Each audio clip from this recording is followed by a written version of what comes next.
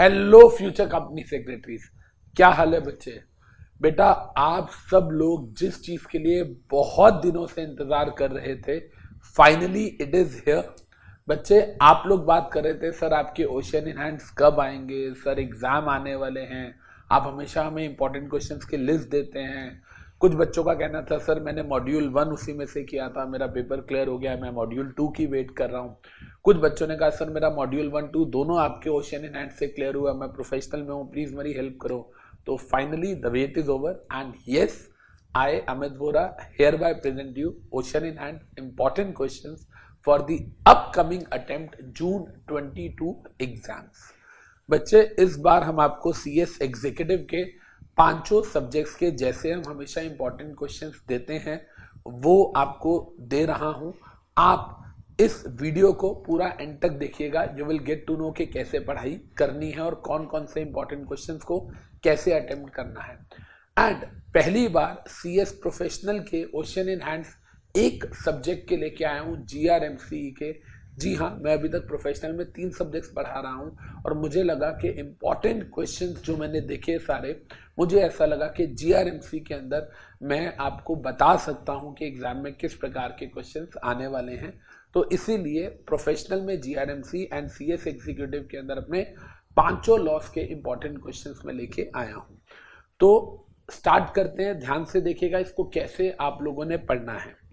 देखिए बेटा, जब हम बात करते हैं हमारे CS एग्जीक्यूटिव के इंपॉर्टेंट क्वेश्चंस के लिए, तो यस ये जून 22 के लिए वैलिड हैं बच्चे।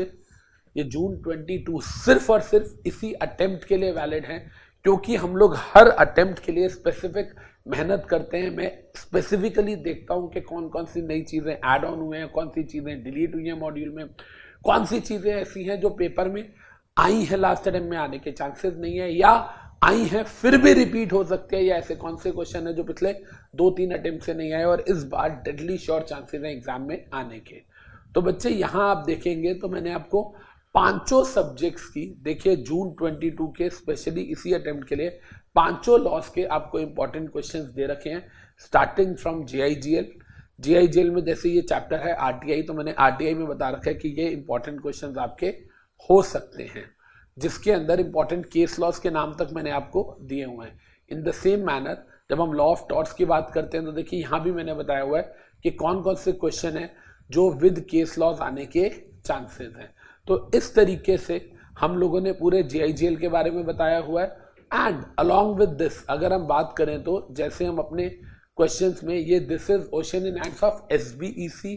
जी हाँ बच्चे, setting up of business entities के हैं, this is for SBEC basically, right.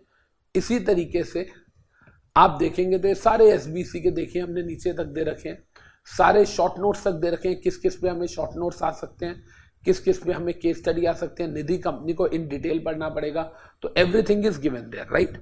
इसके अलावा अगर हम देखेंगे तो जैसा मैंने आपको कहा, यहाँ देखिए doctrine of ultra vires, constructive notice, indoor management, alter ego, जो बच्चे ने MOA पढ़ा है उसे पता है कि डॉक्ट्रिन्स के बिना तो गुजारा हो ही नहीं सकता। इन द सेम मैनर अगर आप देखेंगे बेटा तो यहाँ तक के जो नए चैप्टर्स आपके कोर्स में ऐड हुए हैं या जो अमेंडमेंट्स हुई हैं, जैसे कि फॉर एग्जांपल अगर हम बात करें सिक्योरिटी लॉ के अंदर बहुत सारी अमेंडमेंट्स हुई हैं।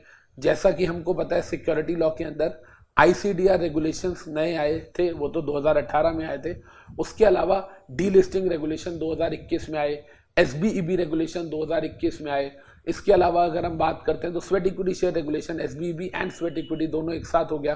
तो देखिए वो सारी की सारी नई चीजें हम लोगों ने यहाँ पर डाली हुई हैं। तो बेटा मोरल ऑफ द स्टोरी कि आपको नई रेगुलेशंस के हिसाब से सारे के सारे क्वेश्चंस जो है वो मिल जाएंगे। तो यस बच्चे, this is specifically for you. ये करने में हमको 1 महीना लग जाता है क्योंकि रोज मुझे 3-3 घंटे निकालने होते हैं एंड अप्रोक्सीमेटली इसमें 60 से 70 घंटे का प्रोसेस होता है इन क्वेश्चंस को बनाने का। अब सवाल ये आता है कि सर इतने सारे क्वेश्चंस हम करेंगे कैसे। बेटा देखिए बात बड़ी सिंपल सी है, आप लोगों के लिए इसके अंदर टोटल हर सब्जेक्ट के 60 क्वेश्चंस हैं अप्रोक्सीमेटली, किसी के 72 हो सकते हैं तो किसी के 48 हो सकते हैं, इस तरीके से। तो एवरेज आउट करेंगे तो 60 क्वेश्चंस है।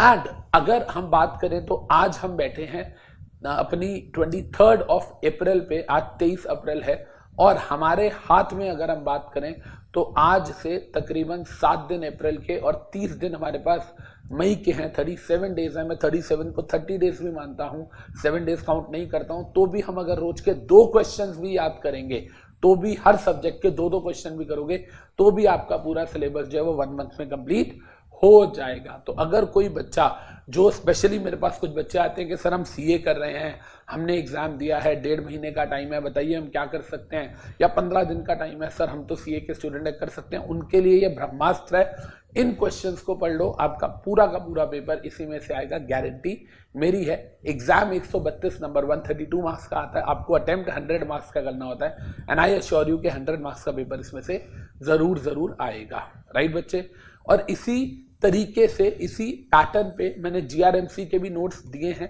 और जीआरएमसी के जो नोट्स हैं ये important questions for CS professional. तो ये वीडियो एक्जी के बच्चों के लिए भी है और प्रोफेशनल के बच्चों के लिए भी है। तो बेटा इसके अंदर जब हम बात करते हैं तो ये क्वेश्चंस हैं, ये मैंने टाइप फॉर्म में दिए हैं। इसका मतलब ये नहीं है कि मैंने नहीं किया है। एक्चुअली में पिछले कुछ दिनों से मेरे हाथ पे कुछ चोट लगी हुई थी, एक सर्जरी है जिसकी पेन दोबारा उठ गई थी। पता नहीं आपको दिख रहा है कि नहीं, हाथ मेरा पूरा कटा हुआ है, ऐसे दिखाऊं, ये देखो, ये सर्जरी के निशान है। खैर सर्जरी बहुत पुरानी है, लेकिन बहुत सालों के बाद इसकी पेन जो है मुझे वो बहुत ज़्यादा हुई, एंड मैं कुछ दिनों से लिख नहीं पा रहा था। तो therefore I was having my typist along with me, और मैं उनको डिक्टेट कर रहा था सारी की सारी चीज़ें, और फिर उसके बाद एडिटिंग फाइनली की।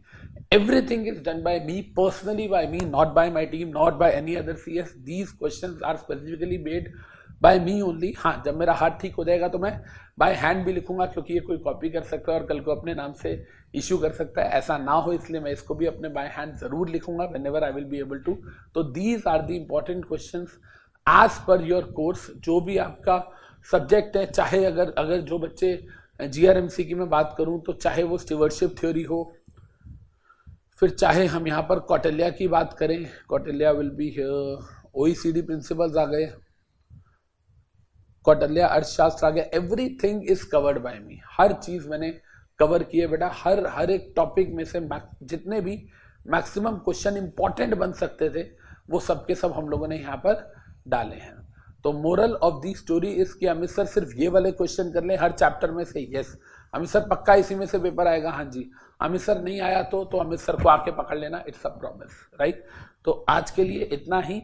क्वेश्चंस जो हैं उनको जरूर पढ़िएगा बच्चे, इन्हीं में से पेपर आएगा। लेकिन मैं फिर से बोलूंगा, आपको कंसिस्टेंटली रोज 2 क्वेश्चन भी आपने याद किए तो 30 डेज के अंदर आप पूरा कोर्स कवर कर लेंगे। इंपॉर्टेंट पोर्शन वाला बोल रहा हूं, इसलिए हम इसको ओशियन इन हैंड्स बोलते हैं। A vast ocean can be in your hands, और ये वो ओशियन है जिसको आप अपनी मुट्ठी में करके अपनी जो सक्सेस रेशियो है, जो सक्सेस रेट है, उसको बढ़ा सकते हैं। तो God bless you guys, see you guys in the next video. Till then enjoy these questions. Thank you.